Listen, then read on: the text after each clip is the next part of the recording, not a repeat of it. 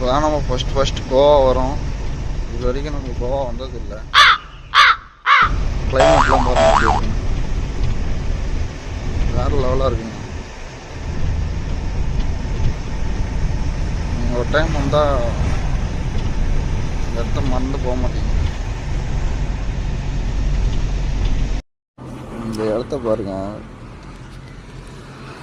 மழைலாம் சூப்பராக இருக்குது. பக்கத்தில் ரெஸ்டாரண்ட்லாம் இருக்குது. பின்னாடி எது அருவிலாம் இருக்குதுன்னு சொன்னாங்க. வாங்க ஒன் டைம் வந்து ட்ரை பண்ணி பாருங்கள்.